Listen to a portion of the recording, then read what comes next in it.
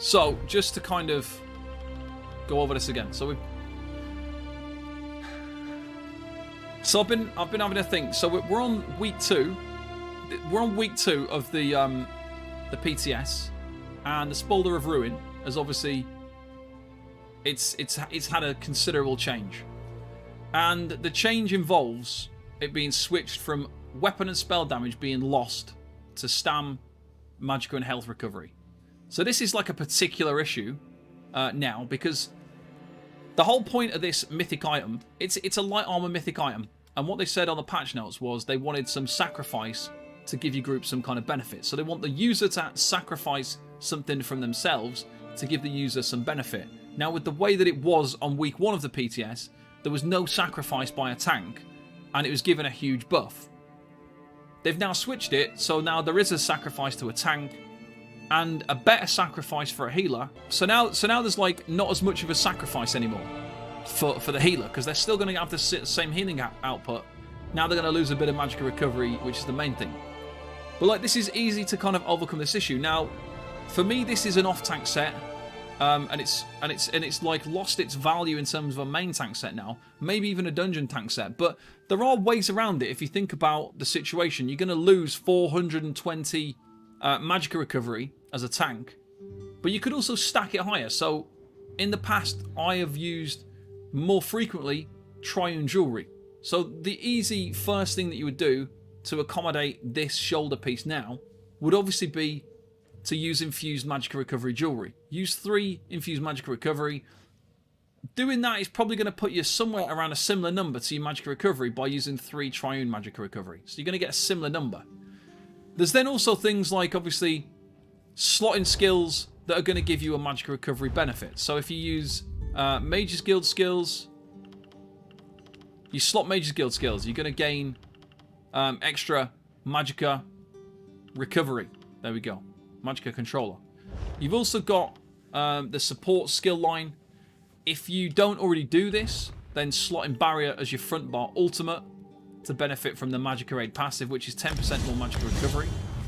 Another common thing now is you might decide to wear Revealing Flare, because if you put Revealing Flare and barrier on your bar, it's not a passive that caps at 1 skill. So as you can see there, it's per ability.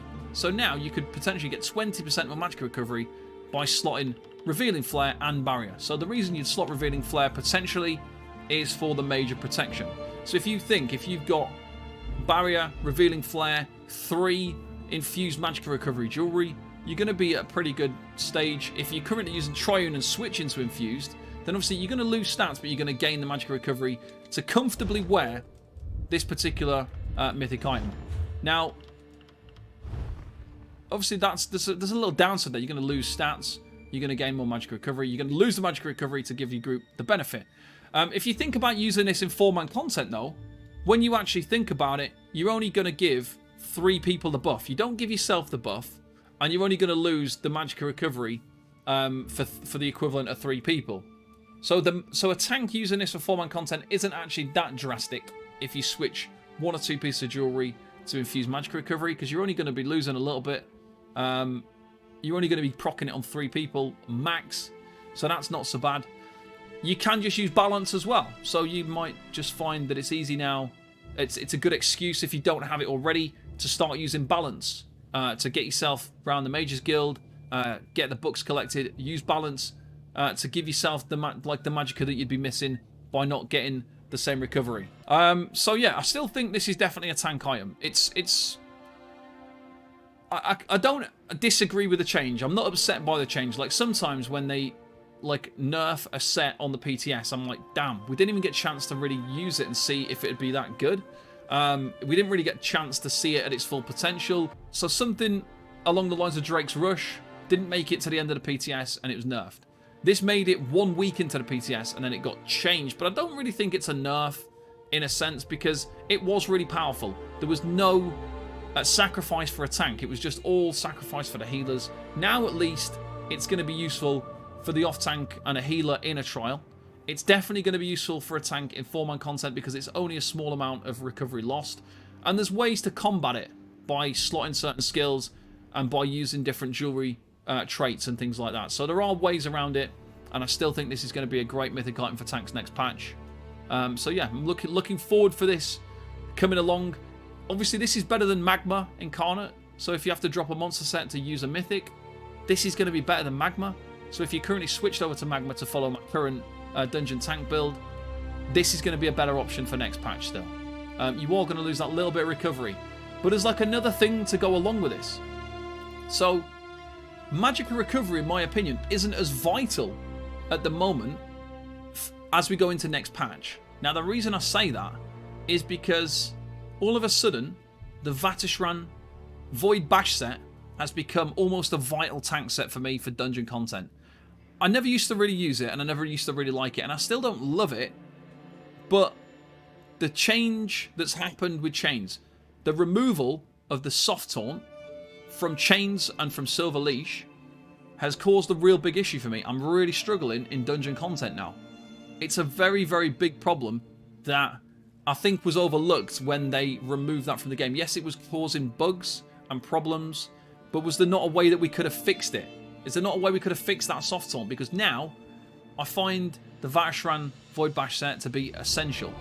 And because of that, obviously you're not going to need as much Magicka in a dungeon build now. So before, we were using more chains, we were using more Magicka skills in dungeon builds. Now, because we're going to be, I'm going to definitely be promoting Vatishran more because of the lack of chain taunt now. And so, yeah, because of that change, I do feel like this is an option, because we're not going to need all that Magicka recovery now. Because I'm not going to be casting Unrelenting Grip 6 times, and I'm not going to be casting Talons twice in an ad pull. I'm going to be throwing Caltrops, I'm going to be running in, I'm going to be hitting my Void Bash set, and then I'm just going to taunt everything. So the way that I play now is having to change. The way I'm going to be showing people how to play tanks in 4-man content is going to change now. There's going to be like a lot of different things. So I still think that this is going to be good because of that reason. Because of the lack of chain taunt, because I'm now moving towards Vatishran Void Bash set, there's less need for as much Magicka recovery as before. So that is another thing. So yeah, this set, Spaulder of Ruin, still looking good for tanks. It's actually quite a good job that it's a light armor set, because that means that we're going to get a little bit more Magicka recovery that we can give up because it's a light armor piece rather than a heavy. So that's another little thing. So yeah, next patch, Spaulder of Ruin from the week 2 of the PTS is still going to be good for tanks.